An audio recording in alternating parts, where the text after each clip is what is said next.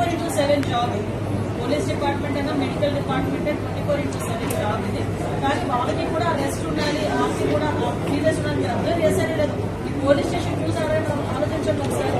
ఒక యోగా రూమ్ ఉంది, ఒక సిమ్ రూమ్ ఉంది, రిలాక్సేషన్ తీసుకుంటే సేఫ్టీ వాళ్ళు కూడా సెలవులు ఇచ్చే విషయాన్ని కూడా ఎక్కడ కూడా ఇబ్బంది లేకుండా చట్టాన్ని కంట్రోల్ చేయాల్సిన పోలీసు. చట్టాన్ని పోలీసు చేతిలోకి తీసుకోవడం ఇష్యూ ఏంటంటే ఒకటండి, నాకు అర్థం కాదు ఏంటంటే తప్పు చేసిన వాళ్ళకి పొలం ఏంటి మనం అదొక్కటి చెప్పాలి. మాకు బ్యాచ్ కూడా కూడా రిలీజ్ చేశారు బేసిక్గా. అసలు వాళ్ళ మీద ఎన్ని రౌడీ షీట్స్ ఉన్నాయి. అసలు తెనాల్లోని నాకే మీకు కూడా ఒక సోషల్ రెస్పాన్సిబిలిటీ ఉంది విలేకరులుగా. మీకు కూడా ఒకసారి తెనాల్లో వాళ్ళ తాలూకా నేచర్ ఏంటి, వాళ్ళ తాలూకా బ్యాక్గ్రౌండ్ ఏంటి అనేది ఒకసారి చెక్ చేయండి. యాక్చువల్గా ఒక గంజా బ్యాచ్ పోలీస్ డిపార్ట్మెంట్ మీద చేంజ్ చేసుకున్నారు అంటే ఫర్దర్గా ఒకసారి దానికి కూడా వీళ్ళు రాజకీయ రంగులు వేసి దానికి కులాన్ని అంటగట్టి మతాన్ని అంటగడతా ఉంటే పోలీస్ డిపార్ట్మెంట్ ఎలా వర్క్ చేసుకోవాలి ఒకసారి ఆలోచించాలి. ఇదే పోలీస్ యాక్షన్ తీసుకోలేదు,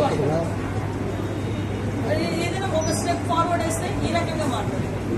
అంటే నేనేమంటానంటే కొంతమంది మన డిపార్ట్మెంట్ చేసుకునే వాళ్ళు అలాగే నేను అమాయకుల నమ్మకం కూడా మీరు పెడతాను. నేను ఒకటే మాట్లాడుతున్నానంటే ఇప్పుడు ఎక్స్సీఎం ఈయన జగన్మోహన్ రెడ్డి ఏదేదో మాట్లాడతారు, వీటిలో ఏదో పెడుతున్నారు, రేపు కూడా వస్తారు అంటారు.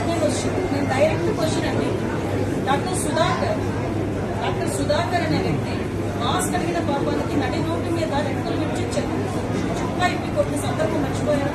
మరి ఆ రోజు ఎందుకు మాట్లాడలేదు జగన్మోహన్ రెడ్డి? ఆ రోజు అయితే భారత్ స్వచ్ఛాపురం కదా, ఆ రోజు అయితే అదే చంద్రబాబు నాయుడు గారు అమరావతి చూడడానికి వెళ్తే బస్సు మీద రాళ్ళు ఇస్తుంటా ఉంటే ఆ రోజు ఎందుకు రాళ్ళు ఇస్తారంటే భావ స్వచ్ఛ ప్రకటన మాట్లాడారు. అదే పోలీస్ డీసీపీ ఆఫీస్ కి పక్కనే ఉన్న సెంట్రల్ ఆఫీస్ మీద దాడి చేస్తే మా కార్యకర్తలకి బీపీ వచ్చింది అన్నారు. ఇవన్నీ ఎక్సీఎం మాట్లాడే మాటలే కదా.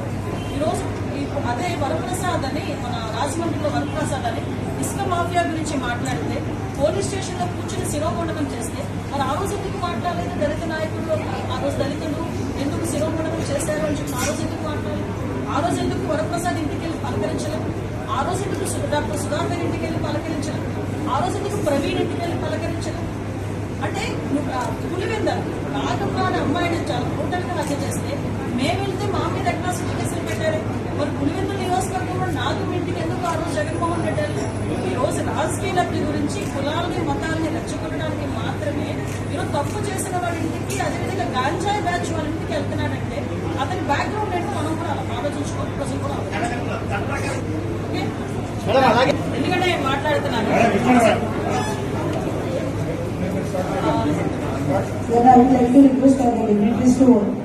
ఎందుకంటే లాస్ట్ టైం సజ్జల గారి చేతిలో, లాస్ట్ హోమ్ మినిస్టర్ చేతిలో కానీ సీఎం చేతిలో కానీ పోలీస్ డిపార్ట్మెంట్ ఉండేది.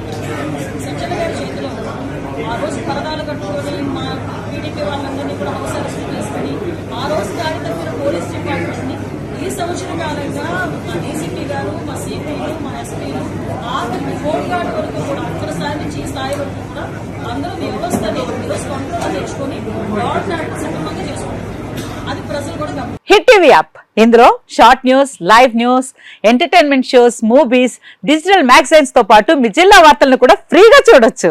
ఇంకెందుకు ఆలస్యం, వెంటనే హిట్ టీవీ యాప్ ని డౌన్లోడ్ చేసుకుని ఫ్రీగా ఎంటర్టైన్మెంట్ పొందండి. Hit TV app, hit TV app, please download hit TV app. Hit TV app ని ఫ్రీగా డౌన్లోడ్ చేసుకుని ఎంజాయ్ చేయండి. మీకు నచ్చిన ఎంటర్టైన్మెంట్ కోసం హిట్ టీవీ యాప్ ని ఫ్రీగా డౌన్లోడ్ చేసుకుని ఎంజాయ్ చేయండి. హిట్ టీవీ యాప్ ని డౌన్లోడ్ చేసుకుని ఆస్వాదించండి, ఆశీర్వదించండి. ఇంతమంది సెలబ్రిటీలు హిట్ టీవీ యాప్ ని డౌన్లోడ్ చేసుకోండి అని చెప్తున్నారంటే ఎంత మంచి యాప్ ఆలోచించండి.